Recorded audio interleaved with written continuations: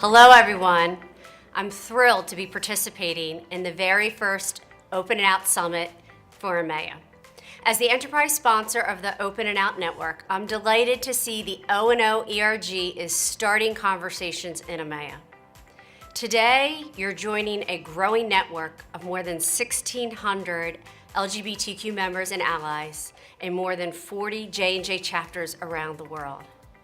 Thank you for being a key part of driving this phenomenal growth. We're fortunate to have an exceptionally supportive leader in Michelle Brennan. Thank you, Michelle, and the team. When it comes to LGBT+ rights, EMEA is a diverse region indeed. The good news is there are progressive countries that protect equality.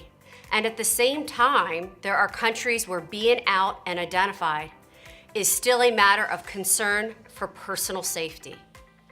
We all have a role to play, and today is the time to start that conversation.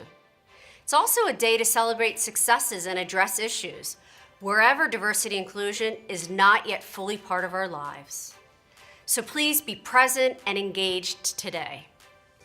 This is your opportunity to join in a meaningful dialogue with your colleagues, to share what it means to be open and out at work, and to discuss ways you can foster diversity and inclusion when you return to your home offices across the region.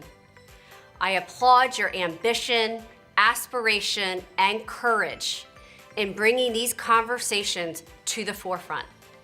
I wish you all a wonderful meeting in Prague. Thank you.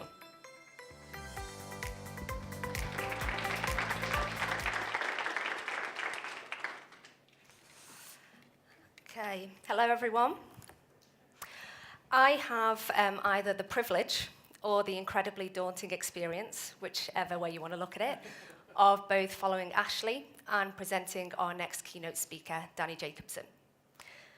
What I wanted to do beforehand is just try and set the scene a little bit in terms of the experience that I've had as part of Open and Out, and really how it all started for me.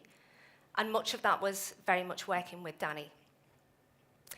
So I'm a huge believer that certain people come into your life for a reason, but you don't always necessarily know why. When I met Danny back in January 2017, he came to the UK and he came to work with me on a female leader workshop, and it was centered all around communication. So how we could better communicate and how we could be better in terms of personal branding. As soon as I met Danny, when he walked into the lobby in Maidenhead, I had a feeling that I was meant to meet him for a much bigger purpose. I didn't know why at that point, but I knew over the 2 days that I would spend with him, that would start to become clear. I'd heard from so many leaders and colleagues across J&J Consumer on how incredible Danny was, how he could inspire you to make a difference, how he could inspire you to be a better person. And I have to be honest, the cynic in me thought, this guy can't be that good. And I was totally wrong. I can honestly tell you that the day I met Danny changed my life. Danny and I spoke about so many things in those 2 days, and much of it centered around being your authentic self and how to believe in yourself for a much bigger reason. What intrigued me at that time was that Danny and I didn't talk at all about LGBT issues. We didn't talk at all about diversity and inclusion. It was centered more around his perception of me. He is a very perceptive guy. And he realized that I wasn't being my authentic self for whatever reason at that point. The other thing he told me on many occasions during those 2 days was to be fearless. I walked away from the conversations I had with Danny truly inspired. But for me, it was more, how can I bring together being authentic, believing in myself, and being fearless? That's not typically me, and it's not how I would show up at work. Now, at the same time, you could call it a total coincidence. I also received an email in my inbox from the Open and Out Employee Resource Group. I'd been with J&J at that point for just over 10 years, and I'd never heard about Open and Out. So I had a mix of emotions. I was incredibly excited because I'd heard about this employee resource group that I had no idea about for 10 years prior.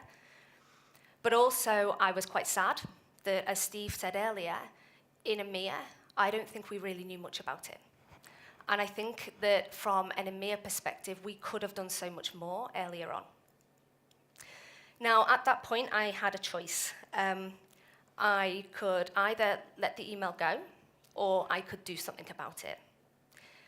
I decided at that point to contact the enterprise team, and I learned about the Open and Out Summit in New Brunswick. So this was March last year. And again, I had a choice. I could either sit back and understand from colleagues around the organization how it went and what happened, or I could try and put in a travel request and be there and be part of it. And I knew that I needed to be part of that to inspire something different. Now, I wrote a very long email to Steve in typical me fashion, and as part of that, I came out to him because it was the only way I really knew how. I also told him that I feel like I could make a difference. If I could just go to the US, I honestly feel that we have a huge opportunity to come back and change things in EMEA. I have a hugely supportive manager, for which I'm incredibly grateful. And you heard earlier that he allowed me to go to the US. But with every travel request, there is always a caveat. And it was to come back and make a difference. So I went to the US, I met some incredible people. So I met Jim and I met Jenna there, and a huge amount of other people, and I was genuinely inspired by what I saw. I came away from there, I couldn't stop talking about it. But at the same time, although I was inspired and I knew that we had an opportunity to make a difference, I was incredibly petrified. And I didn't know what to do. I thought I was the only person in the LGBT community in the UK, or perhaps in EMEA, which statistically is not possible, I know. But I didn't know anybody. And it was a case of, if you want to inspire change, you can't do it on your own. I was incredibly fortunate to have Steve, and I also met Michelle at that point as well, and they helped me to start that change. Now, at the same time, I knew I had to take some responsibility, because although we rely very much on our allies, and our allies are a hugely important part of Open and Out, we also have to take some responsibility ourselves as part of the LGBT community. So I went back to the conversation that I had with Danny. There were some things that I took away from that conversation, which is what I hope you will hear today. And this is why I'm sharing my story with you. So for Danny, he told me that I needed to be real and to be vulnerable and to allow others to do the same. He told me, again, to be fearless. So this is something that has stuck with me now for the last 18 months. And the two real things that stuck with me were he told me to let people in. And at that point, I thought, well, I think I'm quite a friendly and sociable person. I think I let people in. But actually, when I broke it down, I don't. Or I didn't at that point. I got to a point where I would let people in so far, and then I would stop. And the reason for that is because I didn't know how to show up either at work and sometimes at home. I didn't know how to open up as who I was, and I didn't know how I would be received in the organization.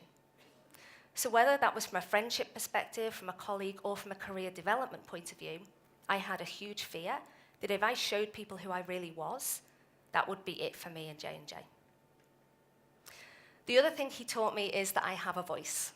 And as somebody who is not particularly senior in the organization, I didn't believe that at that time. And I honestly thought, who was going to listen to me? And again, Danny inspired confidence in me that allowed me to have a voice with my view that even if people didn't want to listen to me, they probably wouldn't have a choice. So I decided to go for it. And through that, I met two incredible teams, both within the UK and across EMEA. At the same time, Danny shared with me a quote called Our Greatest Fear. If you haven't read it, I would encourage you, not now, but in the break or at lunch, to Google it. It's profoundly deep, in my opinion, and it really resonated with me. Both that and his words inspired me to go off and be me. And I honestly don't believe that I would have been able to do that had I not met Danny. I can tell you that through the conversations I've had with Danny, he's inspired me to be not just a better leader, in my opinion, but a better person. And that's both here in the workplace, but also at home. So my reason for sharing this story with you is because I now know why I met Danny that day. He has made a huge impact on my life, but I also believe that he's made a huge impact on other people's lives because he taught me that by sharing my story empowers other people to do the same. So the next 40 minutes will be Danny coming up and talking to you. He can articulate this much better than I can, but I honestly hope that you can take away just an ounce of what I did on that day. And if you can, I know that together we can go back and inspire huge change in our region. Please welcome Danny Jacobson.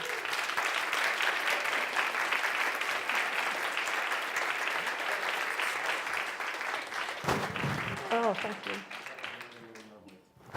I'm going to take Laura on the road with me, and so she can do that introduction all the time. Thank you very much. That was really, really, really beautiful. And I mean that. A little choked up. Hi, everyone. How are you? It's good to meet you all and see you all and hopefully get to know you better over the course of the next couple days. It's really, really, really my privilege to be here. And I'm really thrilled to spend some time with all of you talking about open and out and diversity and inclusion and authenticity. Because to me, when you are authentic, when you are truly yourself, that's when you can be your best.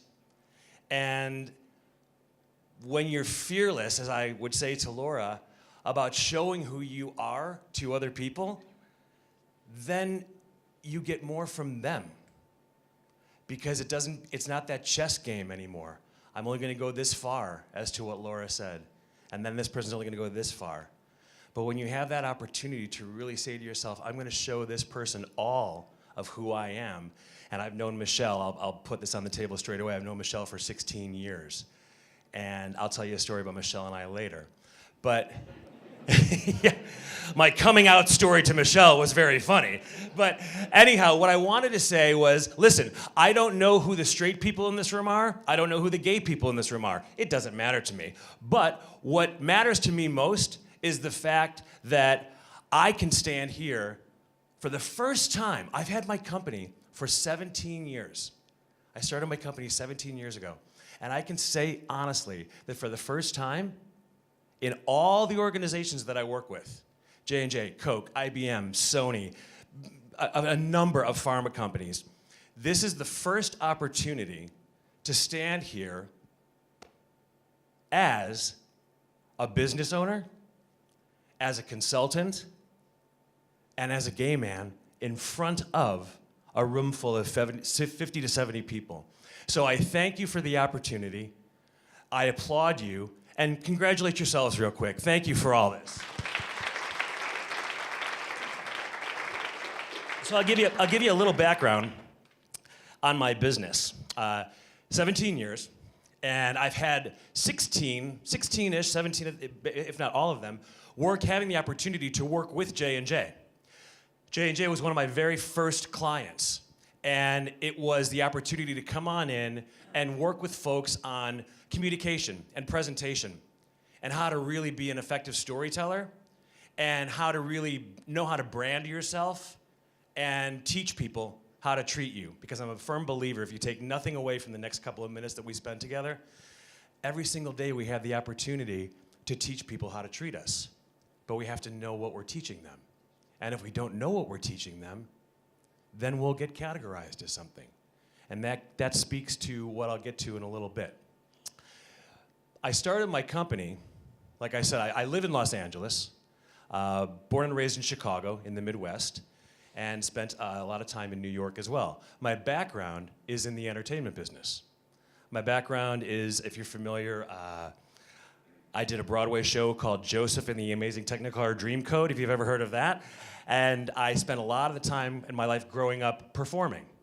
And it was a really wonderful opportunity for me to be directed by great directors, have wonderful producers, help me grow as both a communicator, as a performer.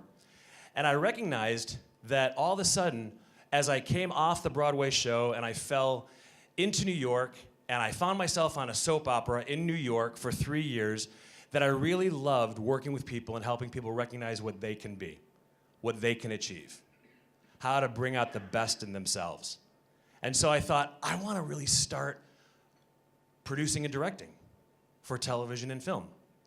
And so what I did is we left New York. My husband, I'm going to say it, my husband of 10 years now, but we've been together 25 years.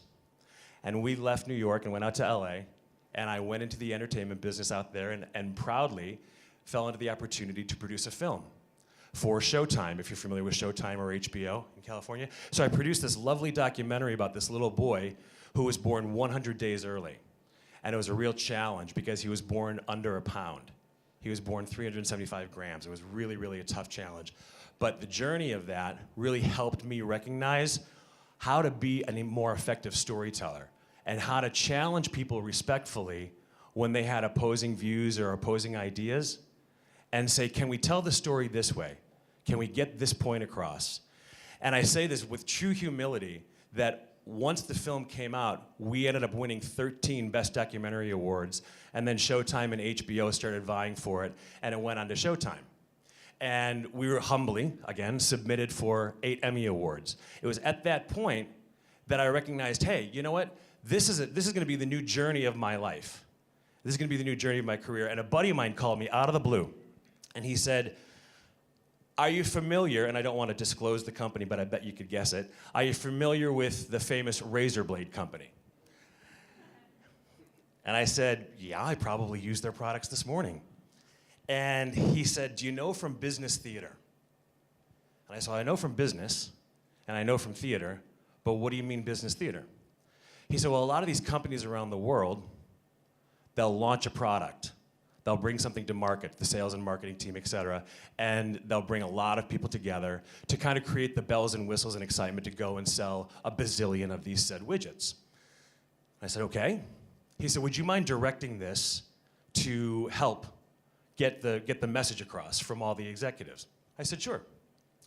And it was shocking because I had never been in this world before. I had never been in the corporate America world before. I had spent my entire life in the entertainment business.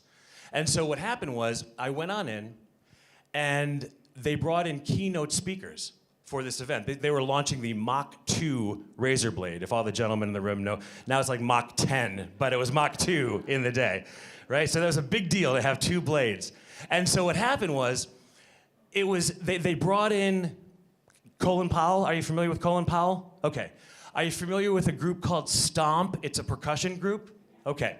And then, of course, I'm sure you know who Whoopi Goldberg is, okay? So they bring these 3 people in. It's a very long event for the entire week. And here's what happened. Here was the epiphany for getting to the authentic self. I'm watching The Room. So all of you are now The Room, the day of the launch with the Mach 2 razor blade coming to market, okay? When Colin Powell, when Stomp, or when Whoopi was giving their presentation or their performance, how do you believe the energy in the room from the audience was? Do you believe it was a level 10? Yeah? Okay. And then what happened was, following any of those performances, the executives would come on stage and give their presentations.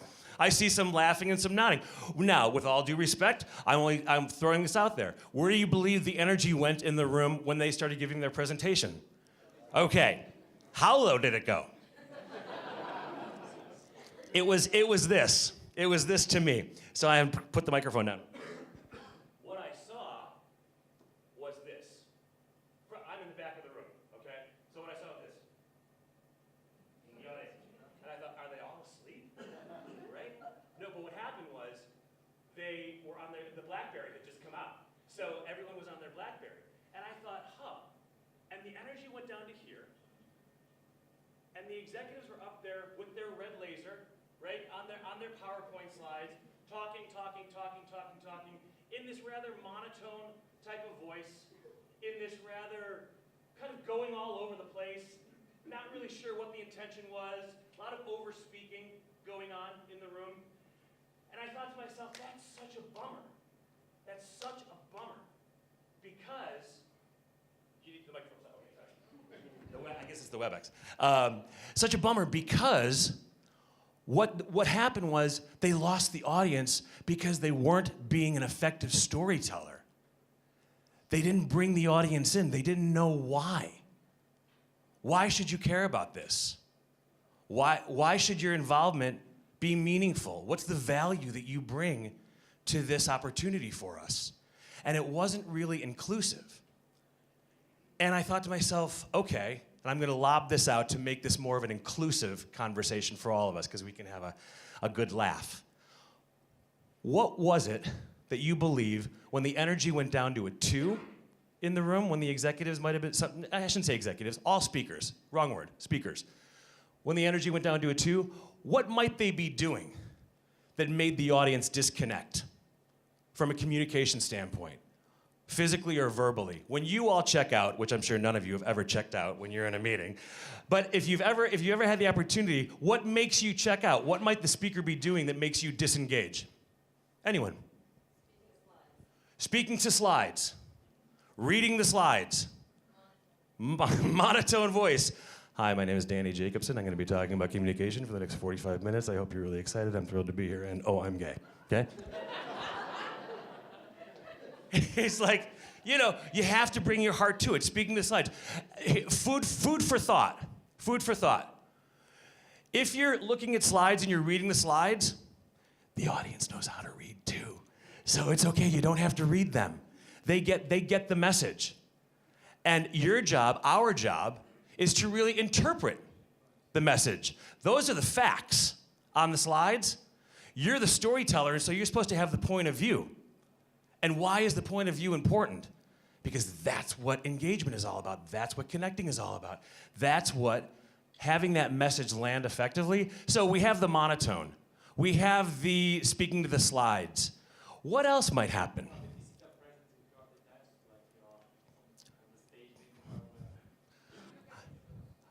Do I look at my shoes? If I did, yeah. If I looked down the entire time, it'd be kind of boring. But you're right. If you're disengaged and you're doing this, what am I doing to half the room right now? I'm turning my back to these guys so they can all get on their iPhone. Right? You can all get on your phone and start doing your emails while I'm not looking. This is about the opportunity for all of us to recognize that when we tell a story, when we communicate with anyone, when we are coming on in and showing our personal brand, we have to know who we are. And there was one gentleman that I had not too long ago. And he stood up in front of his executive board and he gave a presentation for about 6 minutes. And it was filled with the ums.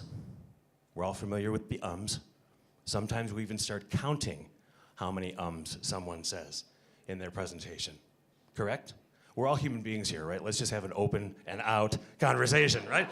Let's have an open and real conversation. So if you start counting the ums, what are you doing? You're not what? You're not listening. You're not listening to the person. The ums, and then there's 2 other words that are hugely habitual when people are communicating and presenting. Followed by, thank you very much, $5 for the man in the corner. Like, and then like is followed by, yes-ish. Like, you know, there you go, there it is, you know. And the thing to remember is this, I don't know. I'm hearing it for the first time.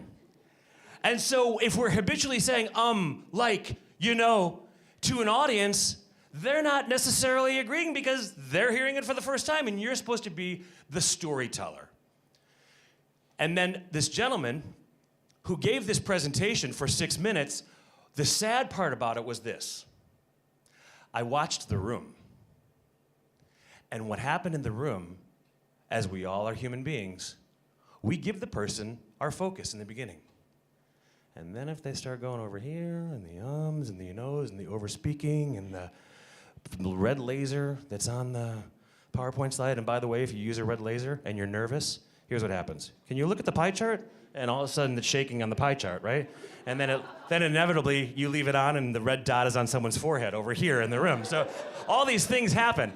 But what happens is it takes away from, and the movement. Someone does the movement to the point of I'm constantly walking and talking because I'm nervous and I don't know where to go and all that stuff. Well, what happens if I'm walking too much? Again, you're not what? You're not listening. You're watching me and you're wondering, why is he walking so much?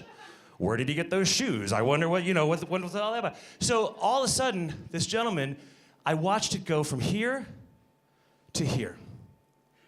And he talked about analytical thinking, he talked about strategic thinking, he talked about collaboration, and his payoff was, and with all that, we get to grow the business 4%. And I'm really excited about that. But it took him 6 minutes to get there. And he lost his audience. And so I said to him, let's call him John.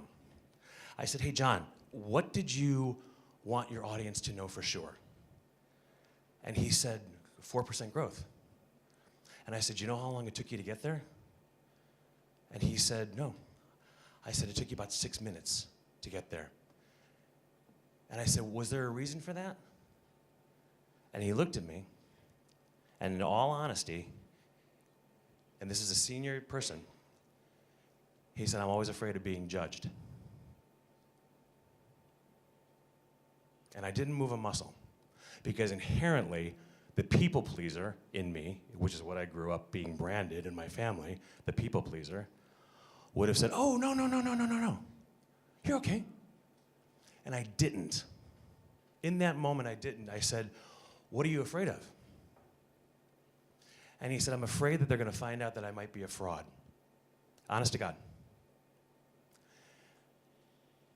And it really hit me. And I said to him, John, do you believe that you're a fraud? And he said, no, but sometimes I think that if I can do it, anybody can do it. And I said, okay, fair enough. I said, I get that. A lot of us think that, hey, what makes me special? What makes me be able to stand up and do this? If I do it, anybody can do it. But what struck me the most was the sense in him of that self-belief, of fear. Lack of self-belief and fear. And he was a senior executive at an organization. And I said, okay, let me put this in another way. Are you afraid of not delivering results? No. Are you afraid of not getting the best out of your team? No. What are you afraid of? That people will judge me.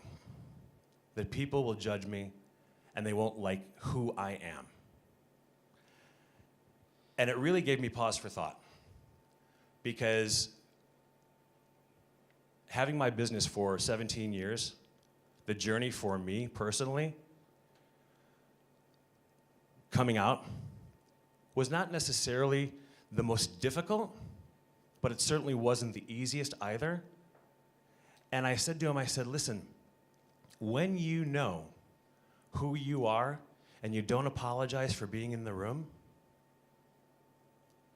and you really know that brand of how do you want to best be of service, and recognize what you can bring to the table from your authentic self, your gifts, by defining them, that allows a fearlessness in you.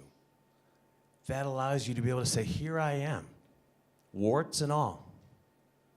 Here I am, I'm standing in front of you, showing you who I am, showing you what I know, and showing you what I can be and how I can be of service to you. And there's a lot of people in life, as I've gone along my journey, personally, in business, gay, straight, transgender, bisexual, it doesn't really matter. There's a lot of inherent fear out there. And recognizing from a presentation point of view, how do you empower people to be their best? How do you become an effective storyteller? It has to be based in honesty. It has to be based in all the people in this room, honestly, taking a look in the mirror, and I'm going to let that land, taking a look in the mirror, and saying, what is it about me that I'm proud of? What is it about me that I really enjoy being? What is that trait of myself that I would fearlessly walk into a room and be able to share with people unapologetically. Because what happens is, by me not sharing who I am with people, by me not sharing the fact that I've been in a relationship for 20 plus years, that we have adopted our son, that we are a family, that we are proud of who we are, by not sharing that. And I'm going to bring Michelle into this conversation for a moment. Michelle and I have known each other, 17 years? Okay. I tap danced so fast in front of Michelle because I didn't want her to know that I was gay, because then she might not like me, she might not hire me, she might not want me to do what I was very proud of doing. But if they found out that I was gay, if they found out that I was in a relationship, if they found out that I have a child now, I must be less than if I'm gay. I must not be deserving of working with someone like Michelle. When I told Michelle, we were talking about this last night. When I told Michelle, do you know what, Michelle, and this is not putting her on the spot of uncomfortableness. Just a little bit, just a little bit. When I told Michelle, do you know what she said to me? Do you know what she said to me? She said the following word, and I said, well, you know, I'm gay, is that okay? And I kept tap dancing, and I kept tap dancing. And she looked at me and she said, that's okay. And are you okay? And I said, yeah. And I think I was sweating more than I'm sweating now, but because it's really hot in this room. But it was that moment of, it was a moment of an epiphany for me, of recognizing how much time we spend apologizing for being in the room. How much time we spend not being our true selves. It's basically like I was saying, I can't tell Michelle, and if you really break it down, it comes down to, because I don't trust you. And that is unfair. If you really think about it, it's not that we don't trust ourselves, because we've been gay. I've been gay for as long as I can remember. I don't ever remember being anything else. So it's all that I've known basically my entire life. I tried to fit in the straight community. Trust me, I tried to fit in the straight community. And I tried to live a straight life. I knew it wasn't for me. But I've known who I've been basically my entire life, but by not coming out to people, by not sharing who I was doing a disservice to them, and I was basically saying, I don't trust you. I don't trust you enough to accept me. I don't trust you enough to like who I am. I don't trust you enough to embrace my talents. And the thing about it this might be a little lopsided, so I'm putting this out there in truth, but I've always thought that gay people have something like a really unique perspective on things. And they have a really interesting point of view that not being brought to the table maybe misses out on a huge business opportunity. From a creative sense, from an insight sense, from the sense of, hey, you know what? I know we're talking business, but have we thought about it from the human side? Have we thought about it from how it might land on people? What's the story we want to tell? And it's that dance back and forth with, am I comfortable enough to bring my whole self to the table? And so we talk about starting the conversation. I don't want to have a raise of hands. I think that's unfair. But for those of us who are gay in this room, starting the conversation falls on our shoulders.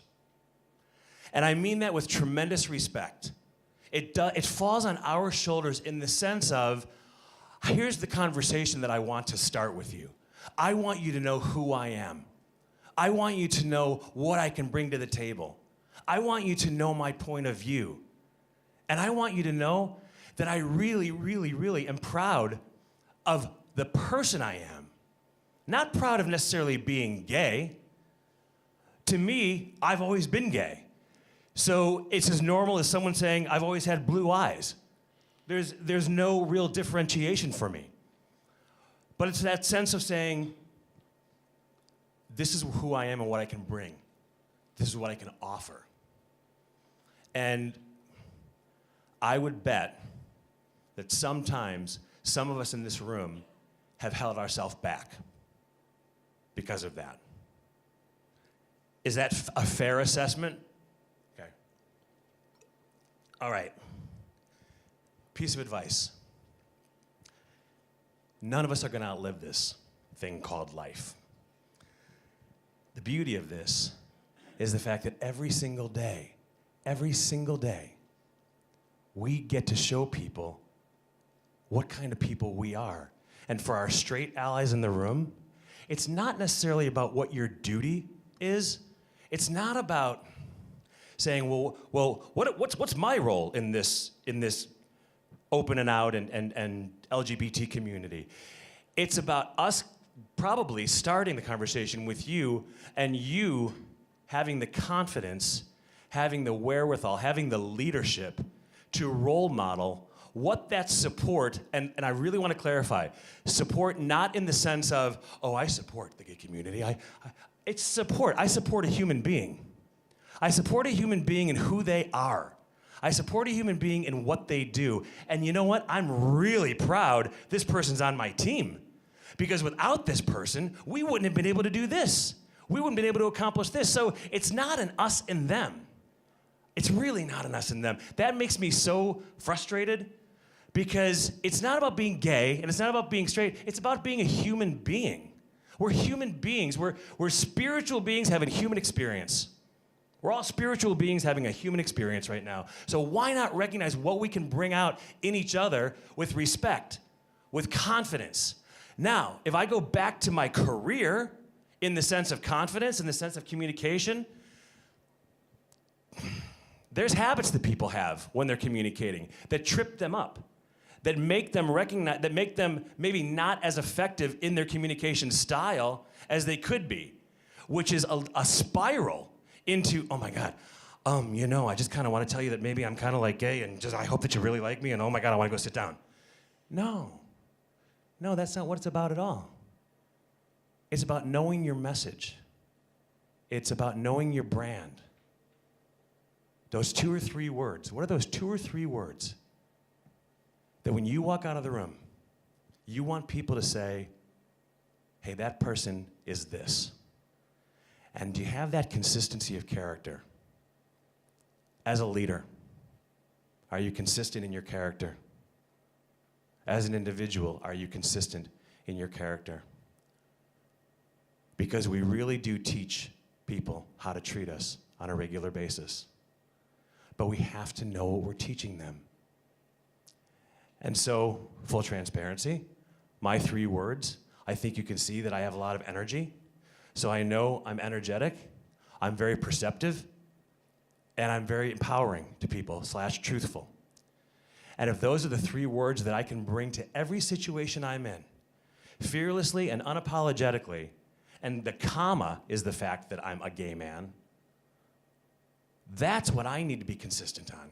I need to be consistent on those 3 words and help empower other people to recognize what they can achieve. Because if we don't, if we're not authentic, if we're not starting the conversation, if we're not there to say, hey, what's the goal? What do we want to achieve and how do we get there together? How can we bring this to life effectively? Then we're not being our true self. Is that fair? Okay. So knowing your brand and teaching people how to treat you is very important. And I don't mean that in a, I'm going to teach them how to treat me.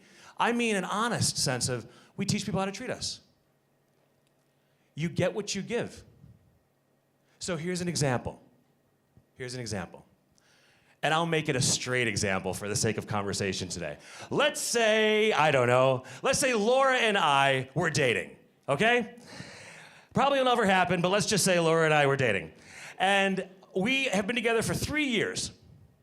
And blissful and joyful and happy and loving and not a single conflict between us for 3 years. So, of course, I say, well, next step, let's get married. I'm going to propose to Laura and say, will you please marry me? I get down on one knee, I propose. She says, yes, of course I'll marry you. Great. We go on our honeymoon. It's lovely. We come back. We're in our flat.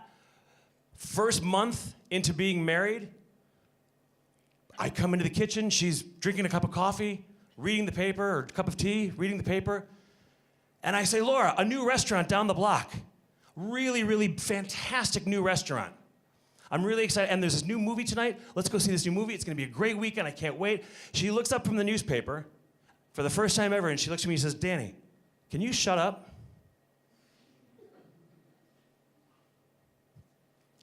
She's never said that to me before. In a nanosecond, this is where we teach people how to treat us comes into play. In a nanosecond, I have a decision to make. I have two paths to go down in my response. I can say this. Oh, I'm sorry. I'm sorry. I didn't mean to interrupt you. You let me know when you're done, and we'll talk about it. And I apologize. You let me know later, okay? Love you. By doing that, what did I just allow 20 years of in our relationship? What did I just allow Laura to do for the next 20 years in our relationship? Say it again. Speak to me that way. Say the word what? Shut up. She can say shut up as long as she wants, because what I did is I apologized for my actions. Part two is I could say, honey, I love you with all my heart. We're going to have the most beautiful life together. That word can't be a part of our vocabulary, because if it is, we're not going to make it. So let's shelf that word, move forward, and recognize how much we always love each other. Fair enough? That's what I mean by teaching people how to treat us. And we have to recognize what it is we're teaching them and have that confidence as leaders, as employees, to say, look, this is who I am. This is the person I am. This is the person I was born this way, to quote Lady Gaga. I was born this way, right? I can't change who I am. I am who I am, and I happen to be proud of that. And that's that component of what does confidence look like? What does confidence look like? And it's tricky for all of us, gay and straight. And I would challenge anyone who called me on this one. Confidence comes down to knowing the words you want to say. Comes down to how do you want to tell your story? Do you look someone in the eye when you're talking to them? Do you physically apologize for being in the room? Here's what I mean by that.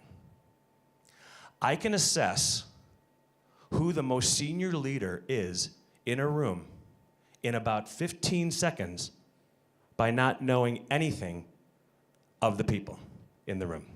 Because here's what I see regularly, okay?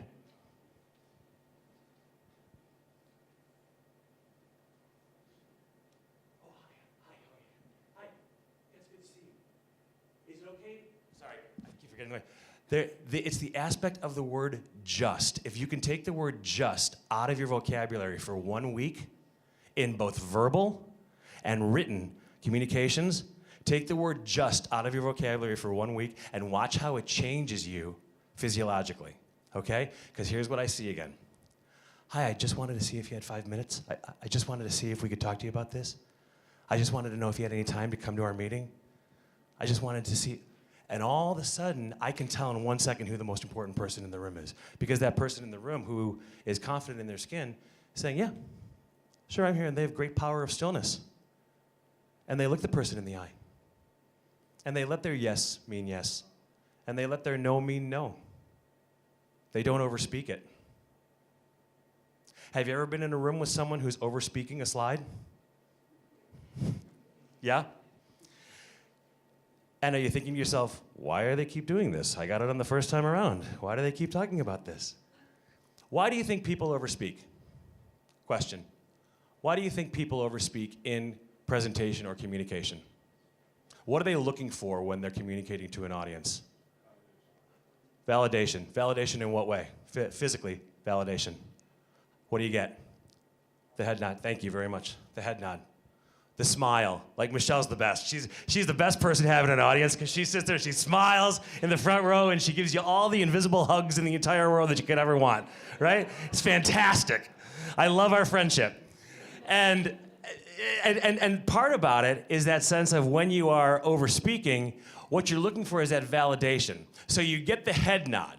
And this is just a little tip for when you present.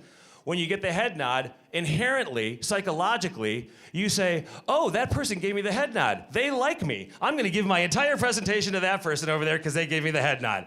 It's tricky because what happens is you subconsciously find what's called your comfort eyes. You find the comfort eyes in the room. And the comfort eyes are the ones who say, oh, I like what you're saying. It's nice. Yeah, I'm going to listen to you. And then you end up talking to them the entire time, but 95 other people are going, why is he not looking at me? He's only looking at one person the entire time over here. So it's really tricky to be aware of your audience. But recognizing that we overspeak because we're looking for that. And if you're standing up here, and I bet if I called any of you up here, first of all, your ticker would start going 100 miles an hour and go, uh-oh, what do I have to say? So you're looking for the nod. If you're up here and you get 85 poker faces, what are you more apt to do?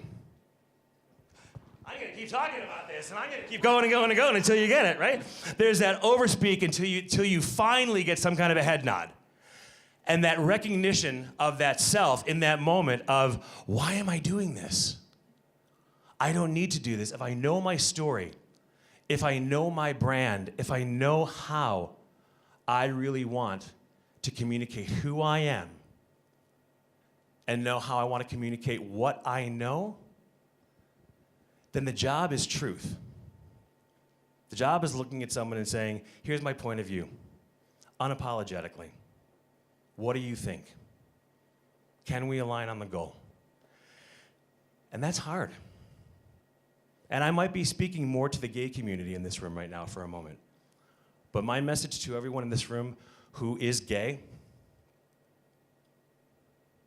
take a moment, give yourself a beat,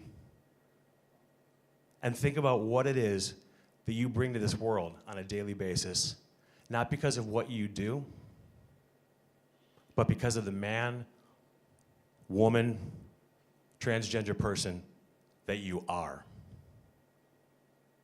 Know who you are. You're playing it small does not serve the bigger picture. Laura referenced the poem that I talked to her about when we first met. It's from, probably a lot of you know who this is, but Nelson Mandela, when he got out of prison, he wrote, "Our greatest fears." And it's really quite beautiful, and there's a little component of spirituality into it that is not why I talk about this. So I'm laying that as a caveat. But it talks about basically, who are you not to be smart? Who are you not to be beautiful? Who are you not to be intelligent? Who are you not to be wonderful? Those are your gifts. And when you keep those gifts hidden under a bushel, you're not giving anybody else a chance to get to know what you bring to the table. You're not giving anyone else a chance to share what they are. They might have an interesting story. They might have something to share with you. But if we don't go there and we go back to that aspect of, I'm not sharing my life with someone like Michelle because I don't trust her. And that's the lesson that I had to learn for myself. And that's a really bad thing. It's a really bad thing to think, I'm not telling someone about myself because it's not about really me being afraid. We use that in the community, if you will, about being afraid of being judged. But if you really dissect that a little bit, it's more about, I don't trust that person is going to like me, so I don't trust that person. So you have to be willing to stand here and say, here I am. Again, I'll say it, warts and all, flaws. And if I believe that we can grow a relationship based on my truth, based on what I bring to the table, that's how the ball gets in motion. That's how life keeps happening. That's how ideas come. And if you think about it, why wouldn't you want to share your ideas? And I know I speak from a place of confidence. I know that I do these kind of speeches on a regular basis, and people would say, well, you're confident in your speech. Everyone's confident in their beliefs. You can have a partner help you on your speech, but be confident in your beliefs, in who you are as a person. It breaks my heart to watch people apologize for being in the room. There's no need for it. But we talk about how do we start this conversation. This really is about, let's get this conversation going, and if nothing else, what this conversation is about, it's about sharing who we are. Gay, straight, bi, transgender. About sharing who we are and how we can best work together to find the ultimate outcome, to reach the ultimate goal. There was a lot of facts up here today, and those facts are fantastically wonderful. They're wonderful information to have to kind of light the wick of awareness. I would also respectfully challenge that it takes this to get the conversation going. So when you walk out of here as an employee of J&J, it's about that aspect of saying, we work in an organization that celebrates me, that respects who I am. And so it is my duty and my responsibility to show up 100% as myself. Know your brand. Know who you are, both gay, straight, again, across the board. I don't need to keep repeating it. It's about what you do every single day, that when you look back and you can say, hey, I feel okay about what I did and who I am because I was truthful. And it takes guts to be truthful. It takes a lot of guts to be truthful to who you are, to what you believe, to what you know, and what you're proud of. And as I close, I want to share, I've done it for myself for my entire life. 10 years ago, I had the opportunity to adopt my son. His name is Cooper. And we brought the birth mother from one of the states to come and live near us for the last couple of months of her pregnancy. I was in the operating room when he was delivered. My husband Sam and I were in the operating room when he was delivered. We cut the umbilical cord. That moment, for me, was the ultimate truth of I'm never going backwards from now on because I need to live as an example to him. I think we all need to live as role models for each other and how to help each other be our best. And every single day, I do my talks, my career for my family, for my son, so that he understands that being gay is nothing but a comma in life, and you move on and you accept people for who they are. Embrace who you are individually, embrace each other, get to know each other, but I promise you, if you are fearless in life, if you are fearlessly coming from a place of truth, there's no stopping you. I wish you all the best. Thank you so much for having me.